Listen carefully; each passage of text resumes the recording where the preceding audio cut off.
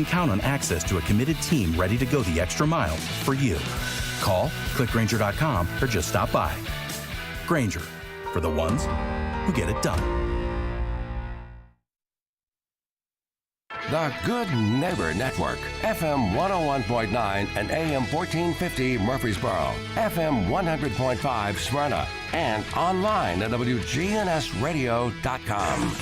This is the Roundtable. A look at the news, views, politics, and people that are shaping Rutherford County. Hey, and good morning, everybody. Welcome to your Tuesday morning edition of the Roundtable Show with your host, Wayne Blair. And recall, we come to you every Tuesday morning from here at WGNS Studios in Murfreesboro and try to show good things going on in the north end of Rutherford County and around whole Middle Tennessee area, really. But and we like to talk sports in the beginning. So, and I don't know what we're going to talk about today, Wayne. I was thinking coming in, they were talking about Caitlin Clark being number one in the WNBA draft, right. And I missed it. I wanted to kind of watch that because I was kind of interested in where they all kind of fell. Yeah. But I hear she was number one. Yep. Wow. Yeah. I think so. I've had the pleasure. Teresa and I went to the blue and white game. Yep. There at Middle, and of course, hadn't had a blue and white game in quite a while, and I was pleasantly pleased with the size of the crowd. A lot of young people, look like students there, and just a really great atmosphere. And of course, I'm not a coach, but the team seemed energetic, and receivers were catching the ball. Quarterbacks threw the ball well. Just pretty good tackling. I just overall felt really good about the scrimmage, if you will. Yeah, so, and it was amazing weather. I'm sure that's why you had a lot of beautiful students out there. Hey, I'm glad it was on Saturday because I think we would have burned up on Sunday. Yeah. So, but in Tennessee had their orange and white game, and I think that went well. They only allowed 10,000 people in. So construction. Yeah, but I would love to have seen 10,000 people at our blue and white game, but we'll be hopeful. This morning, before I introduce our guest, Rick, if I could, would like to remind, we've had Cheryl Blanchard with the Alzheimer's group. They have their walk this weekend. Let me see, it says join us this Saturday morning at the park at Harlansdale Farm for food, fun, and support of a great cause. And you can go to www.alztennessee.org/Franklin Walk. And, we've had Ms. Blanchard on a couple of times, and we've talked about Alzheimer's and what a devastating disease it is for family. And, hopefully they'll have good support from the Middle Tennessee contingent. I know it's got a cold front coming through. I wish the weather was going to be better for them. Yeah, but hey, ain't nothing we can do to control that, is there? I know. Yeah. I want to do a shout out real quick to Carol Cook. She was on the county commission, I think, ended up being 26 years total in Laverne, District 1. She had her 85th birthday on Saturday, and I went down and was the MC of it, and we had well over 100 people there. Way cool, Rick. Way to go, man. She had a good crowd. It was a great. good time. Well, so. I hope it warmed her heart because she served this community for a long time, and with her if heart. I have 10% of the energy she has at 85, it's going to be a miracle I make it there. But I'm telling you, she just was amazing. They were shooting silly string at each other at the end of the party. Hilarious. So if you can just imagine. That's awesome. Okay. Yeah. That's great that you went and supported that. Thank you, Rick. Rick, this morning we have a friend, fellow Rotarian, Fausta. Did I say that correct? You're pretty darn close. Pretty darn close. Phelan. Fausta is with FCP Leadership Services, Inc., and leadership speaker, trainer, and coach. And once you hear her accent, you'll know that she ain't from here. So, but Rick and I are very pleased to have you. Thank you for joining us this morning. Thank you. This is a lot of fun already, and we're 2 minutes into it. Well, we just, we talked before the show, Yeah, and love it. Just a lot of common values, and you're very interesting. I'm looking forward to making some comments about your classification talk at Rotary. Okay. But Rick and I, rather than reading a long bio, we always like to get our guests to talk about themselves, their family. And you have a very interesting journey from where you grew up to how you landed here. So welcome this morning. Thank you so much. I really appreciate it. It's quite an honor. So, you come from Buffalo, New York, correct? Actually, I come from Long Island, New York. Long Island. Yes, Why did I get that's why the Buffalo? accent is the way it is. The Long Island side of it. I get it. That's what we talked before the show come on. It. I obviously was from the Northeast with my mom's side of the family, so they would all stop and want to listen to me talk. And at the same time, I'd love to listen because y'all talk so fast. Yeah. It's I actually hard to lost a keep up lot with. of my accent when I joined the military, because in the military you have people from everywhere. Yeah. So I actually was doing the you all stuff while I was in the military. Say it again. I like that. Y'all. Hey, I don't think you could Y'all- have survived in Buffalo. That the snow is so deep, you probably would have smothered. Buried. Yes, So- you guys are going to make fun of my height while we're here today. Oh, No, we're gonna leave that. Go ahead and talk about whatever you want with your family, Okay. your journey here. Just kind of So yes, run I do. with it. I do have quite a interesting journey. I was born and raised in Long Island, New York. I moved to Tennessee because I just could not deal with the Northeast anymore. One, the weather lasted from April till, let's just say, actually from November till the mid to end of April sometimes. And wow. I'm not a person who likes to be in that grayness all the time.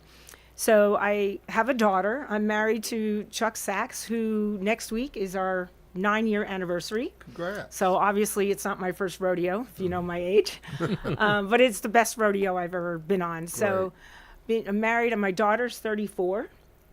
She lives in France. She's a commercial and movie director. Wow. So yeah, she's quite an interesting story in and of itself. My favorite hobby is golf, and I love to dance and do choreography. That's my little secret. And then I started this company about FCP leadership about August of last year. I was working for corporate America for a long, long time.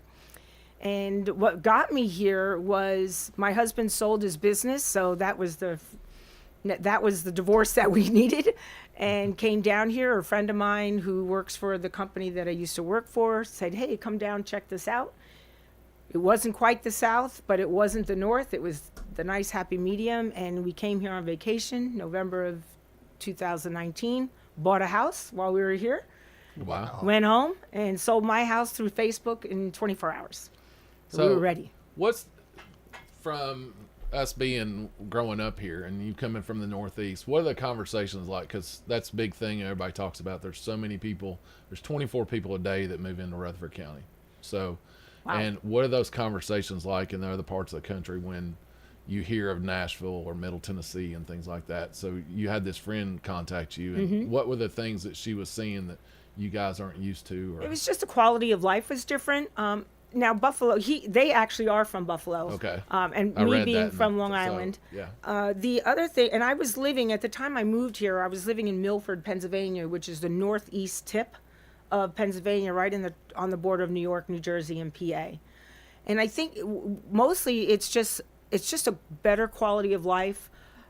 Church is a big deal here, so you just have that more. It's left competing with the Joneses, although you do have that in Tennessee, you have that everywhere. But it was just a simpler lifestyle, where everybody's values seem to be more in line. And that's what really attracted to me. You know, when we first moved into our neighborhood, everybody knew everybody.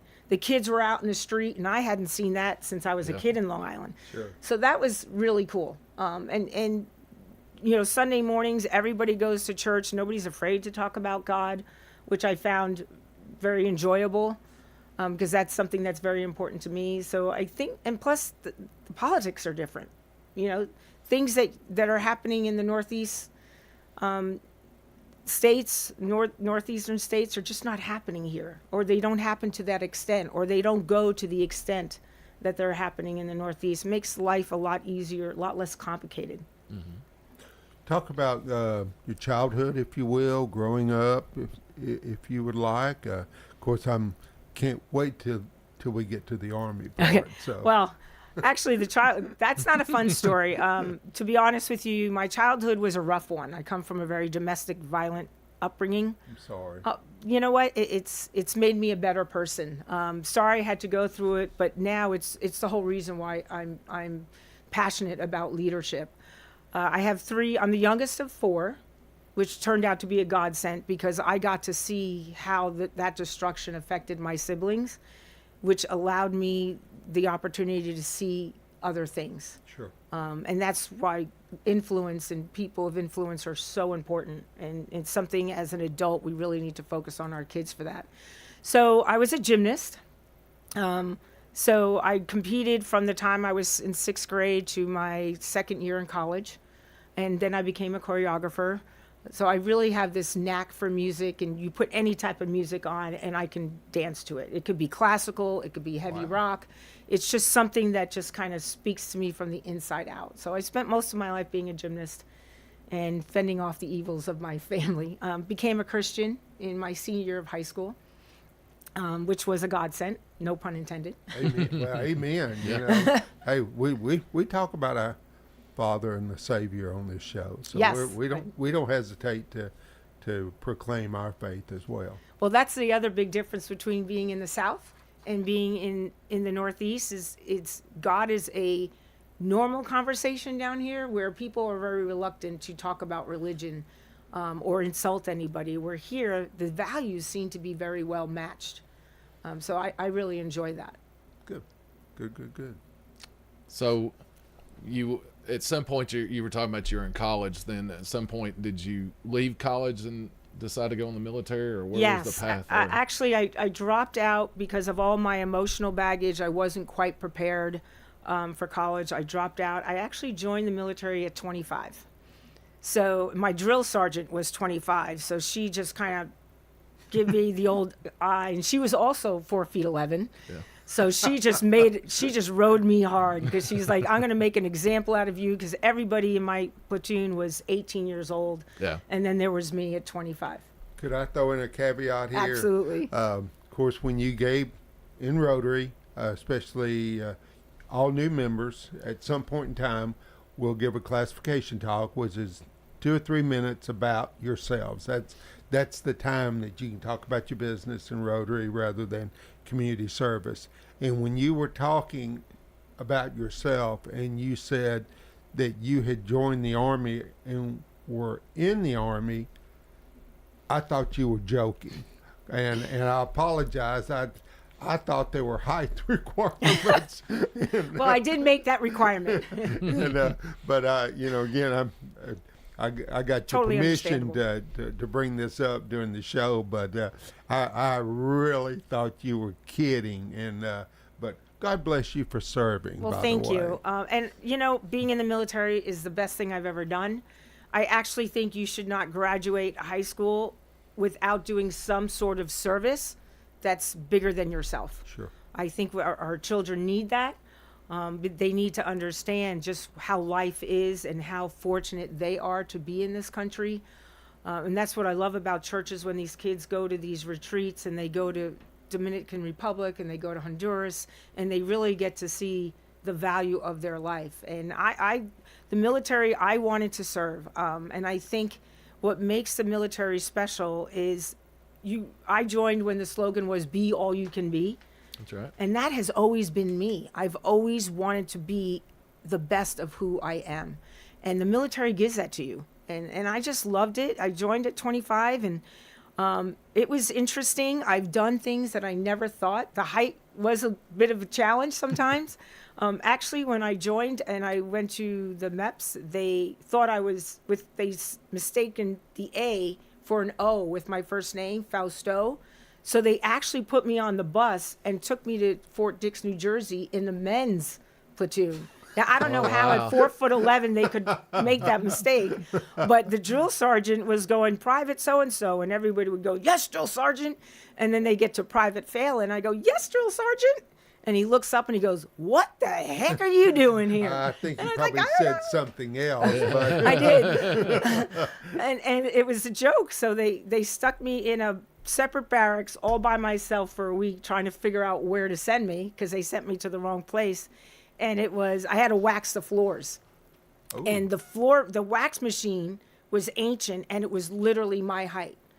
And it was literally like watching Private Benjamin. If you've ever watched that movie where she gets caught in the cord, literally that was me.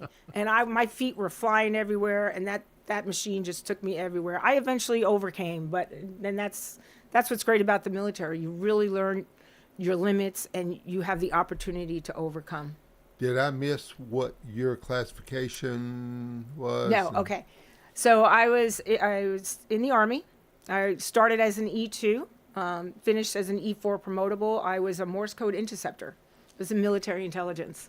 Wow. I was one of the few tactical units in Germany. My tour of duty was in Augsburg, Germany, and we worked out of the back of a truck. Wow. So yeah, that was really, really cool. My younger brother and my son both do Morse code, Oh, wow. and especially Dennis. So you probably would like to go see his setup because he's I think he does it every day, talking to people Oh, sure. all over the world. So wow. It is, in time of war, back when I was in, it was probably much more relevant. But at the end of the day, the more technology savvy we become and the more we rely on technology in war, that's the first thing that's going to go is the enemy will try and attack the communications.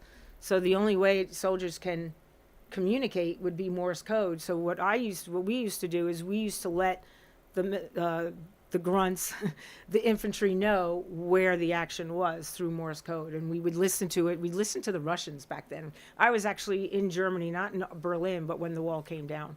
Oh, wow. So yeah, it's a great experience. That's pretty. So you actually saw the wall coming down? No, that Oh.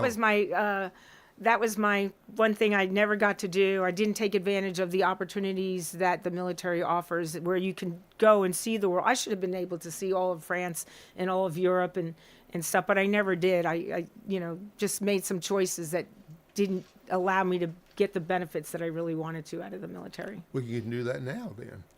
Yes, well, actually, my daughter was daughter born in being Germany. Yeah. Oh, yeah. My daughter was born in Germany. On her 30th birthday, we took her there, and we went to the Berlin Wall, and there's a plaque on the ground, and it is 1989 and 1961. So I'm looking at that plaque, and I'm going, oh my God, Brittany, this is your birth year and my birth year. And I just thought that was the coolest thing because the It wall is. went up in 1961 and went down in 1989. And my daughter's like, Mom, it's not about you. I'm like, yo, but look, it's That's a sign. it's a sign. Quite the coincidence is what it Yeah, is. so it was a lot of fun. So did you, in your time in the military, is that where it got you in the role of what you're doing now, or did it It take certainly- corporate America to get you to where you're being, obviously with you being a motivational leader and speaker and things like that? It certainly had a lot to do with it. I think what the military offers, the myth is, people say I could never take orders, I could never be in the military, I don't like being told what to do. But the military is so opposite of that. Because in life, you take orders from your parents, or sometimes your kids will give the parents orders, or your boss, your friends. We all take orders. Wait till you have grandchildren. Exactly. Well, then you just give it all up and they can do whatever they want. Amen. But in the military, being a leader means to serve. Leadership is service. A good leader serves, and you're the last person in that chain.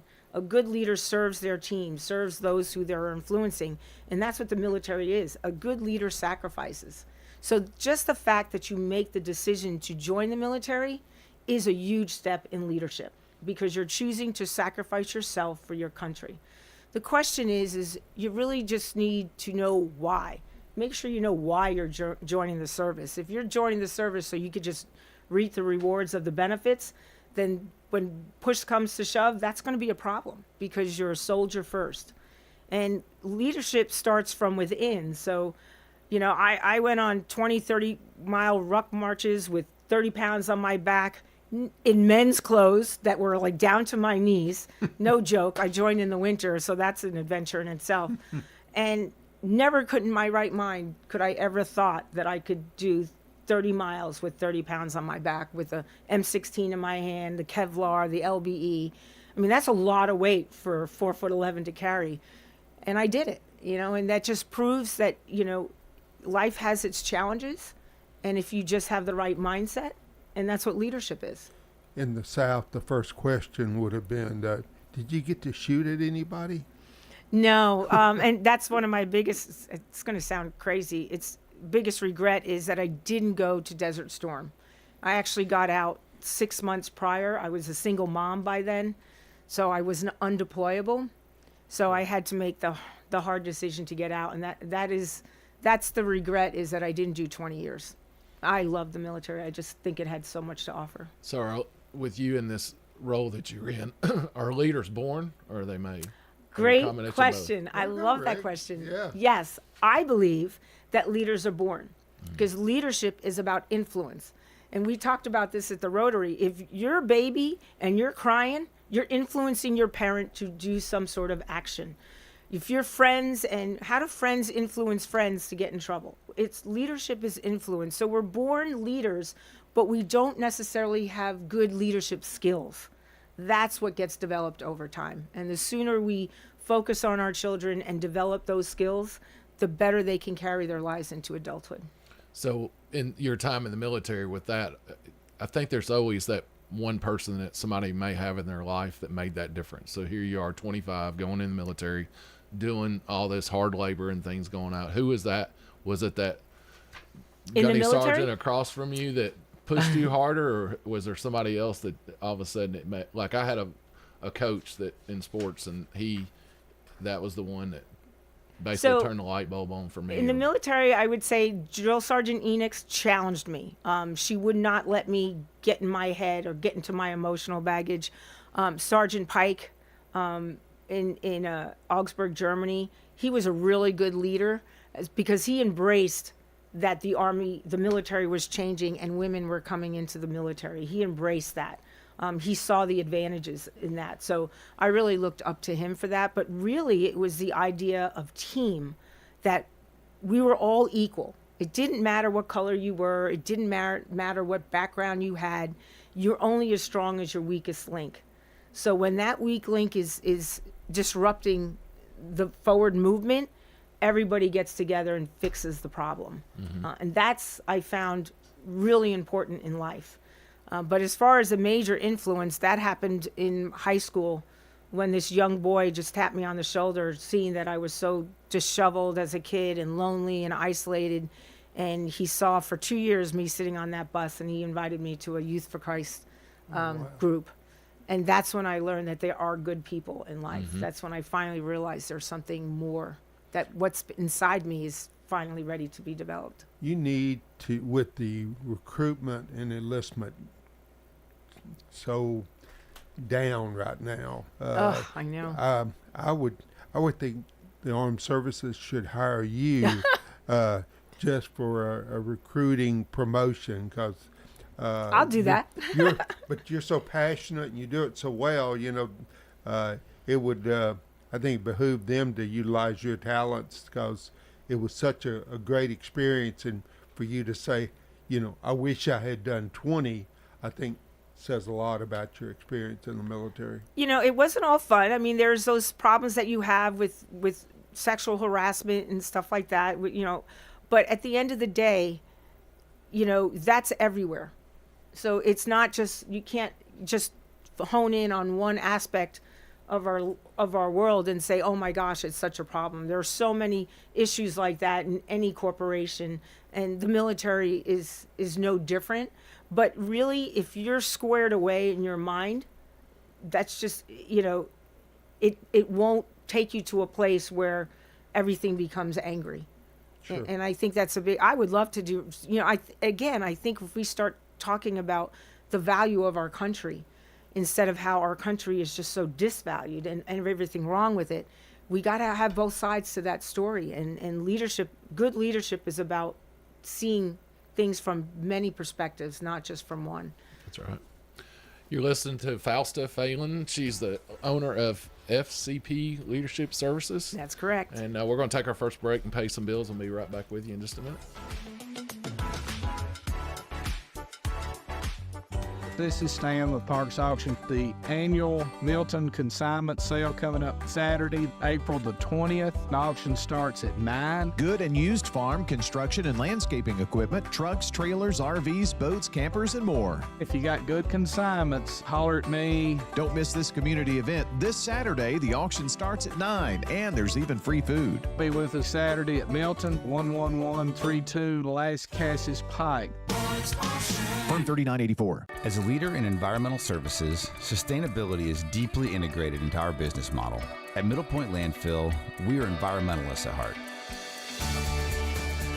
We use a cutting-edge technology in combination with our deep experience in recycling and waste services to protect our environment and our neighbors. That's our job, and that's our promise. This is Mike Klassen with Middle Point Landfill. We invite you to learn more about us at middlepointlandfill.com. For public services, we are sustainability in action. If you want to get some barbecue, I'll tell you how to do it. Head for the Slick Pig and you're into it. Just walk through the door at 1920 East Main and your nose will send a message right to your brain. Say, smells good, and barbecue. Slick Pig. We got ribs and beans. Got spicy wings. Slick Pig. A Murfreesboro tradition. 1920 East Main. Life is challenging and ever-changing. Take control with passive income through real estate investing. Learn how. Learn now. Let Del Walmsley and Lifestyles Unlimited's investors and mentors show you. Meet Del's team live in Chattanooga 2 days only at the Marriott downtown Saturday and Sunday, May 4th and 5th. Register now at GiveMeTotalFreedom.com. That's GiveMeTotalFreedom.com. Enter promo code 2024 for a special discount offer. GiveMeTotalFreedom.com. Code 2024. Fellow Americans, former CIA officer Jason Hansen here. Market instability and soaring debt have put your retirement at risk. For protection, I recommend diversifying into physical gold from Advantage Gold, a 5-star rated gold company I've used for years. Their customer service is unmatched. Call 800-741-GOLD now and say Jason Hansen sent you and get a free 2024 gold investing kit. Again, call 800-741-GOLD. This is Good Neighbor Events with Bart Walker. Brought to you by AmeriCare Pest Control and the law offices of John Day. This is a paid legal ad. You've probably heard it a million times. If you're injured, call a lawyer. And you probably haven't because you don't know how much it will cost, how long it will take, or even if you have a case. At the law offices of John Day, we provide a free initial consultation because we understand that folks don't want to pay a lawyer only to find out they don't have a case. If you think we can help, we do so on a contingency basis, which means we only get paid if you do. Seriously injured? Call me, John Day. For 77 years, you've depended on WGNS to let you know what's happening locally. And now, Good Neighbor Events. The Technology Engagement Center is offering free computer classes. Monday afternoons at 3:30, along with Tuesday afternoons at 2:30. And they're free. Oh, put this on your calendar. Friday, April 26th. That's not this Friday, but the one a week away. It's the Hometown Heroes Walk, all for the Child Advocacy Center. Don't forget the 21st Annual Greenhouse Ministries Mayor's Prayer Breakfast will be Thursday morning, May 2nd, over at MTSU's Student Union Building. 6:30 in the morning, as a matter of fact, Thursday, May 2nd. Go to Greenhouse Ministries' website and secure your tickets to the 21st Annual Mayor's Prayer Breakfast. Here's something for you. The Chamber of Commerce is needing volunteers for the TSSAA Spring Fling. That's coming to town May 21st through 24th, next month. But you need to volunteer now. Get with the Chamber of Commerce. For more Good Neighbor events, go to WGNSradio.com. Rutherford weather. Skies become mostly sunny here this afternoon with a high in the upper 80s. Then for tonight, chance for showers and storms here late, mostly cloudy, a low near 65. I'm meteorologist Jennifer Wojcicki on News Radio WGNS. Currently, it's 67. Rutherford County's 23rd annual Earth Day celebration is Saturday, April 20th, 10 to 2 on the Murfreesboro Square, and MTE is proud to be the primary sponsor and organizer. Free fun for the whole family April 20th on the Square. More information at rcearthday.com. This is the Roundtable from News Radio WGNS on FM 101.9 and AM 1450 Murfreesboro, FM 100.5 Smyrna, and worldwide at WGNSradio.com. And welcome back to the second segment of Tuesday Mornings with Rick and Wayne. And good friend and fellow Rotarian and owner of FCP Leadership Services, Inc. is our good friend Fausta Phelan, and leadership speaker, trainer, coach. Rick and I have already had the pleasure of you addressing the Rotary Club, and that we wanted to get you on the show. Well, I'm so happy to be here, and this is great. It's a great opportunity that you give to a lot of people in this community to Rick and I have out. a great time. Hey, you told us a little bit about your book. Why don't you share that? So this is a dream come true. I have 3 books in mind, but the first one is called Travel Light, Get Rid of the Baggage.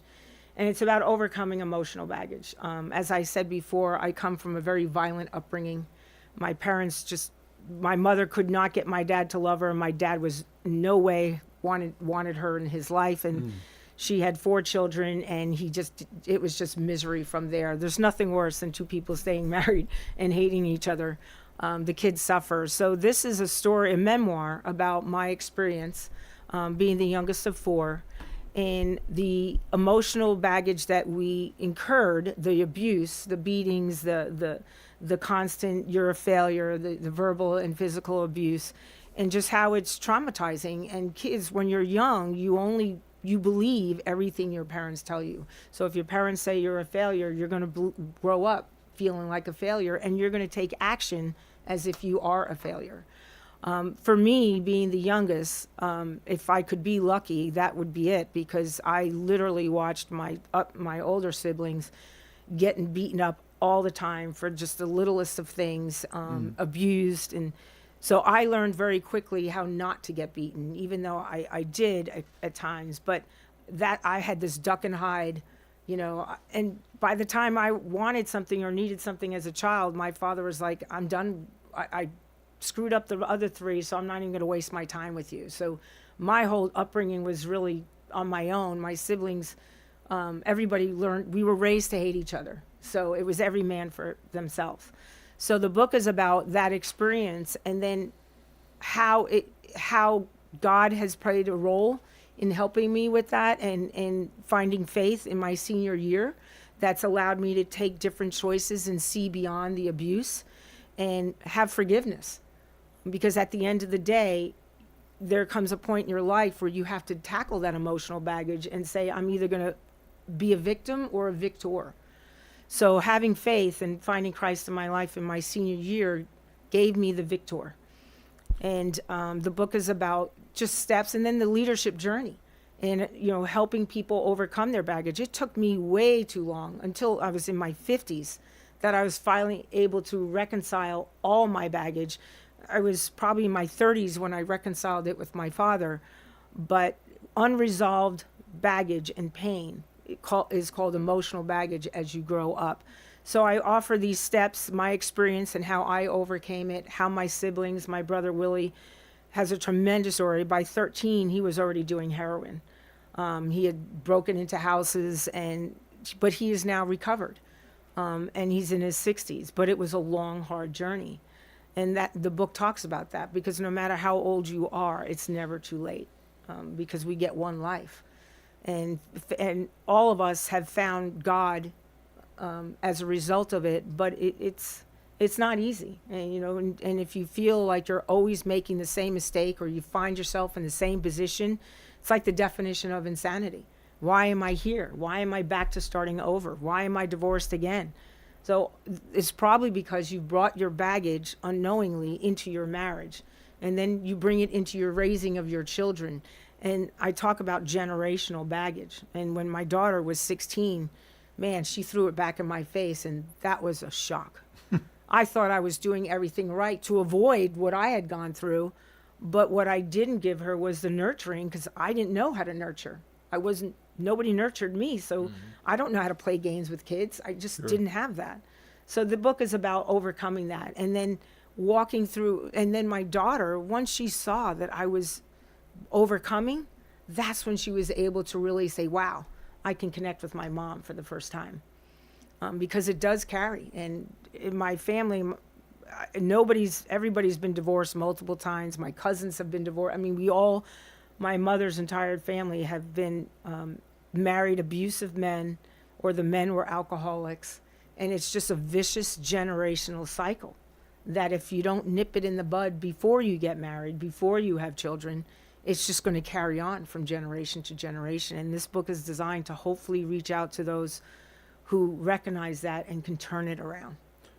Say the title again. Travel light, get rid of the baggage. And how could Amazon? So it's not out yet. I'm in the middle of writing it. I have a publisher. We're looking to get it out towards the fall or early winter. I was told that nobody likes to read memoirs during the summer because they like to be at the beach reading romance novels. I think that's the other way around, because everybody takes a book to the beach. Yeah. Right, exactly. Or on the boat at the lake. Yeah. So, and it's, so it'll be out towards the end of the year. That sounds fascinating. It certainly could be a self-help book. Yeah, well, technically, it's not supposed to be considered self-help because I'm not a therapist. I'm not all that kind of stuff.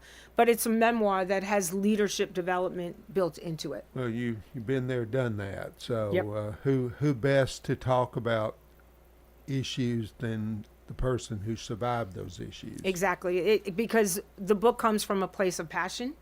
And it's really, the desire is to help women or families recognize as early as possible, or even when you go to college, because when you go to college, your parents aren't there anymore. Your peer pressure, what are you going to what crack can you fall yourself into? So understanding who you are, that's because leadership starts from within first. If you can't lead yourself, you can't be expected to lead others in a positive way. And that's Travel Light, Get Rid of the Baggage is about that. It's about leading within. So obviously the last 10 or 15 years, it seems like the leadership issue is what a lot of our youth are missing out on. Yeah. And there's a battle within the educational system, even in Tennessee right now with this voucher system. And it's, I watched a news program last night, and one of the lead guys in the House that are pushing it says he basically wants to tear away the whole educational system in the state of Tennessee and rebuild it. And part of one of the things he said was about leadership, because we've taken people and put them in leadership positions that weren't leaders, and they've catered to what they're good at. Like, they're really good at education only, not leadership. So they've taught a whole generation of kids of a learning ability, but not critical thinking and not be able to go in life, and they're 25 or 26 and having to come off their parents' insurance. And we've had, one of the presidents of TCAT that came on here and says that's the age, that 25, 26, and why is because they got to come off their parents' insurance and they got to stand up on their own. So now they're going, well, I've got to go to some kind of school. So they show up at a trade school to try to start their life at 25 and 26, where they missed all that in the high school years. And Wayne and I go back and forth about the voucher and if it's a good thing or a bad thing, but I kind of see both sides of the coin now. And how do we get that back in our schools? Because it feels like to me, I had, I was in sports, you were in sports with gymnastics, and we had leaders, we had coaches that taught us. And then I even had building and trades and HVAC class in high school that we got out of the classroom and we were physically doing things, which you took what you learned and you put it into life, in a life skill. And then many that I graduated with went with those trades or whatever they learned. And, I went a different direction because I'm like you. College just did not fit me because they wanted me to sit in a classroom environment and just read, and I hate to read. Right. I'm not a reader. And I winded up getting my degree later in years, and I actually have a master's degree now in leadership. But I agree, in the last 10 or 15 years, leadership has been the thing.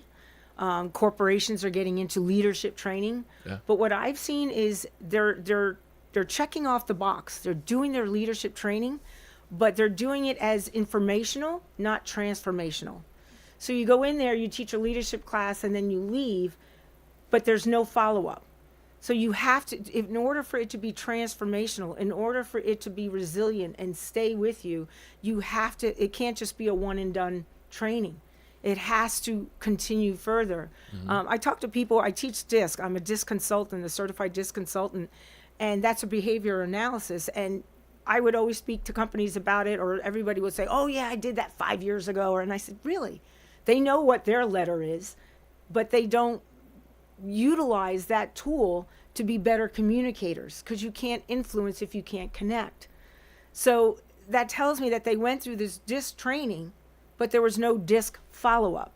So what are you doing now? How are you utilizing that DISC training to totally maximize? And imagine if kids were to go through that type of DISC assessment and they can understand the personality of a different person, how they could differently communicate to people. It would be huge. I mean, when you have a bully in school, that bully is going through something. I guarantee you there's something going on with that kid at home. So instead of isolating that bully, where's the compassion? That's the transformation. That's where leadership comes in. You know, that kid is crying out, and the only way he knows how to cry out is to be a bully. But if we catch that early, if we give that education and that transformative value to them at a young age, that can make a difference. I truly believe it can make a difference, because leadership, to know yourself is to grow yourself. So you can't just study leadership and then never use it. You can't just take leadership training and then it's done.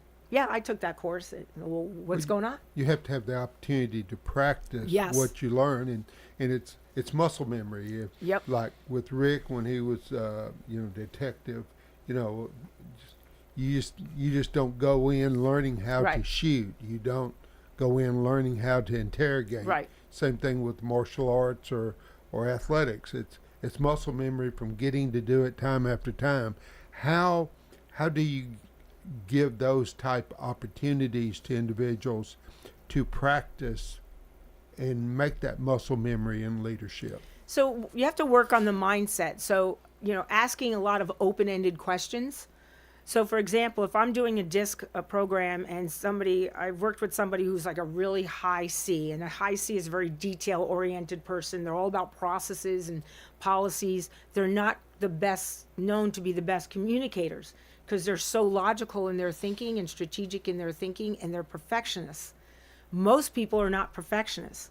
So if you always come from a standard of perfection, then that you're always going to find disappointment in other people. So you actually have to give them exercises and put them in a situation where they start looking at it from the eyes of an S personality or a C or an I personality, and then respond. So you have these dialogues going between the different personality behaviors. You have debates. I teach this thing called the leadership game, and there are debate questions. And it's one question, one person agrees and the other person disagrees. And even if the person disagrees, is on the agreement side, they have to come up with the debate side, with the disagree side. So they begin to learn different perspectives. So you have to change the mindset to understand that leadership is about service. It's not about you, it's about others. And if we continue to ask questions directed in that manner, then their mind will start to think about things in that manner. There's no one way, and it's collaboration, it's service. You serve your team. If you're a leader and it's all about, hey, we got to meet quota so I can get bonus, then you're a leader, but you're not a leader. Leaders should be creating other leaders. Mm-hmm. And that makes the person in a leadership position much more valuable. So in police work, when you're interviewing somebody, you basically are doing an outline of type questions, and then you'll hit a direct question, something direct related to why you're in there, and then you'll see that wall close or them body emotions, everything. They'll close themselves up. They'll change their like statement analysis. They'll change from where they're saying him and her and she and things like that, and then they'll totally change and either forget about them totally, and it's a lot of I and me to where you've touched that trigger. So we get away from it for a minute and then come back into it, because if you hit too hard too quick, then it usually shuts them down. So when you're working with somebody, how do you, like that you're talking about with people, emotional badging, are you hitting it head on, or are you just running around the services and over time? Or so as a coach, as a coach and a trainer, the one thing we don't do is give advice, because we're not therapists. So what we do is ask leading questions that they start digging into their own thoughts in a different way than they would normally put things into perspective. And usually when you ask these leading questions, they start coming up with their own solutions. And then of course, if this, that solution is something that they never thought of, or it goes against their grain, it's uncomfortable. It's uncomfortable to be growing in your leadership journey, because usually you're going to step out of your box, and most people don't like to step out of their box, but that's okay. I mean, because you don't grow if you don't first feel uncomfortable. You have to feel uncomfortable. So how many different personality concepts are there? You talk about the alpha male. You hear that. So with DISC, I teach the Maxwell DISC program, and the Maxwell DISC program, it's similar to others, but it's focused on communication. So a D is your dominant personality. So a D would be somebody who's aggressive. They're very results oriented. They don't want to hear your story. They just want the job done. And if you can't jump on the bandwagon too quick, if you can't get in with the team, you got one shot. You never get the second opportunity. So D's are not very good teachers. They're great doers. They're great salespeople. Then you have your I's, and your I's are your cheerleaders. They're the ones that come in, that you go into an elevator and they just want to talk to everybody. They just want to, like, hey, you're buying coffee. Let's have a good time. Let's go to happy hour. Your I's are your cheerleaders. They're your motivators. And then you have your S's, and your S is your supportive person. That's the glue that holds a team together. That's usually your executive assistant. They're the ones making sure that the processes get followed through.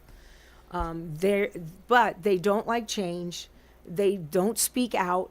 They'll hear all your problems, but they won't offer solutions because they're just too afraid. They like to be seen, not heard. And then you have your C's that are very strategic, very logical. They create all the policies. They're always right. And they tell you what to do, but they never tell you how to do it. But yet they expect high results. And there's a disconnect. So if I'm working with a C and an I, like an I constantly talks, but a C goes, oh my God, when is this person going to shut up? Because they just don't have the tolerance for that. So the exercise is really for the C to step out of their zone and just listen, and just be listening skills, or ask a question that they might be interested in, and the I would tell a story. I's are great storytellers. The I, on turn, I hand out this thing. How should an I speak to a C? Speak in specifics, speak in facts, get to the point. So I have all these tools to help people communicate better. And you'd be amazed at the results. The only thing is, when I teach the DISC, most people just stop there, and I keep saying, no, let's do follow through. No, we got this. So I always because there's exercises that we can do. So are most husbands C's? No, I would disagree. Isn't that the one you said that doesn't listen? No, so doesn't want to listen. That's different. That would be your D. But, the husbands that say happy wife, happy life, they're the S's. They'll do everything they can to support and make their wife happy. It's about the wife. It's not about them. So my husband is an S. He's happy wife, happy life. And D's are the other ones that don't D's are the listen. ones that make decisions. Okay. And C's and S's don't like to make decisions. C's like to keep doing research, so they're slow to make decisions. Okay. D's are they're the type of person, they'll make a decision and who cares, and figure out the collateral damage later. Where a C will be like, no, we're going to look at this. We're going to see all the possible collateral damage, and then we'll come up with a decision. But by that time, it may be too late. So it's really a combination of these personalities that really make a very collaborative team. A C needs a D needs an F. They all need the strengths of each other. But sometimes we get caught in focusing on the weaknesses of each other. So the DISC is designed to focus on the strengths and use each person's strength to move forward. So in the corporate world, do they try to mesh those groups together to form a team, an effective team, if you will? I would hope so. I think every person who's hiring, who's in HR, needs to do a DISC analysis for somebody, have their prospective employee do a DISC assessment. Because if you're looking for somebody who's policy oriented, on paper they could look great. Like you said, you could have a doctor on paper. You could look. My husband would say they look great coming off the bus, but as soon as they start playing football, they can't catch a ball to save their life. So that's a Steeler, a Pittsburgh. Yeah, Steeler. He's a Pittsburgh Steeler fan. So it's really important that if you're looking for somebody to create policies and strategic, then you need to hire a C. If you're looking for somebody to motivate a team and get the team to work together, then you look to hire somebody who's a strong I. So, and there's different degrees. You're not just an I. You know, like I'm a CD. So, and it's funny because when I started this business, it has to be perfect before I started. I have to do this. I have to do that. Then when I went through this program with John Maxwell, I said, shoot, I know my C is good. I need to put my D into action and pull the trigger. That was my next question. So I'm sitting here self-analyzing myself, and I'm like, I don't know if I can put myself on one letter. You can't. Most of the time, there's it's two not. or three. I was in trying there. to do the same thing. Yeah. You can. So I can get you guys to take an assessment. But usually you're 1 or 2, and sometimes you're 3. And it's a midline, and depends on what degree. If you're a high C, you're not going to budge. But if you're a lower C, still above the line, that makes you a little bit more flexible to hear different ideas. And knowing, again, to know yourself is to grow yourself. If you don't know what your strengths and weaknesses are, you're limiting yourself to the power of your strengths, to the power of actually your weaknesses. Exactly. So using those, it's hard when you teach a class. It's maybe an hour or a speaker, and you're up before them. Where do those people go from there?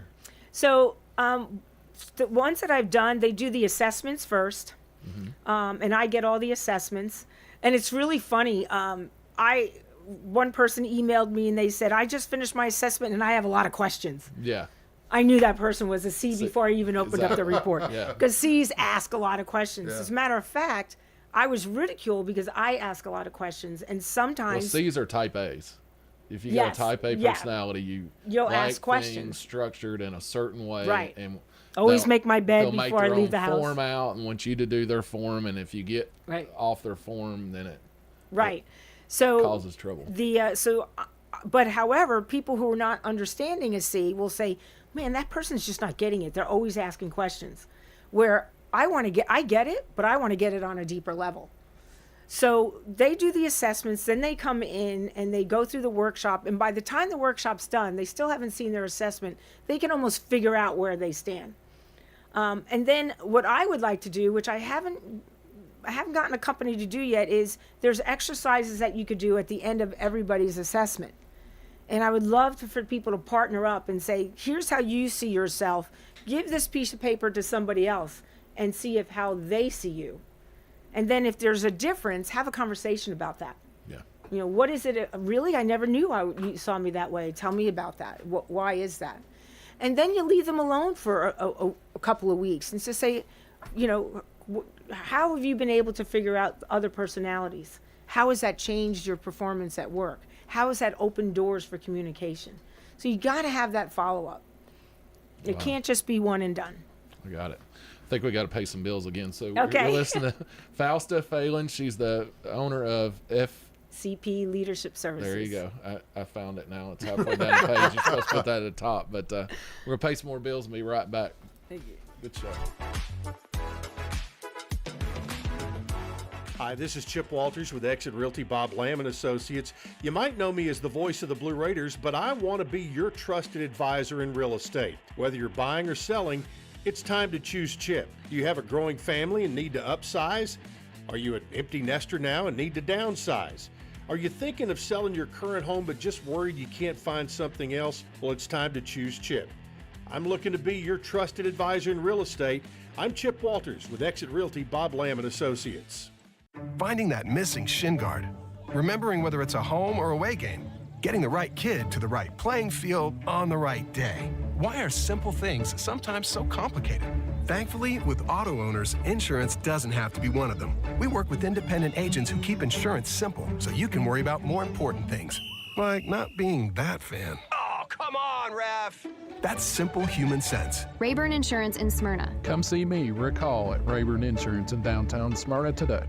This is Kim Dunaway from Sunshine Nutrition Center. You hear me on Monday mornings at 7:20 talking about how to lead a healthier lifestyle. We carry supplements, personal care, and grocery items at both our Murfreesboro and Smyrna locations, family owned and operated since 1989. Spring has sprung, and that means it's time to start planning for your summer road trips. With Bud's Tire Pros by your side, your vehicle will be ready to see the mountains, the beaches, and everything in between. With Bud's Tire Pros' full line of Michelin tires and products, you'll have the peace of mind to hit the road no matter what you drive.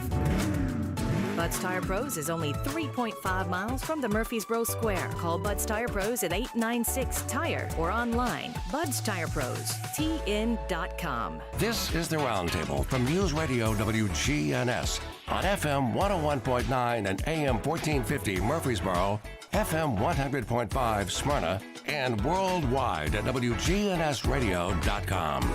And welcome back to the third and final segment of Tuesday Mornings with Rick and Wayne. And we're here at the close of the show. We got on a run there. You were doing a great job, Fausta. And again, Fausta Phelan, who is a leadership speaker, has been with us this morning, and you've been a great guest. Thank you. Thank you very much. It's been a lot of fun. Yeah, I'd like to have you back. I think we got cool. through half of my questions on that. So, I know my police work, I did a whole lot of, like I did like a polygraph examiner. I did computer voice stress analyzing, so I did a lot of interviews with a lot of people, and you saw a lot of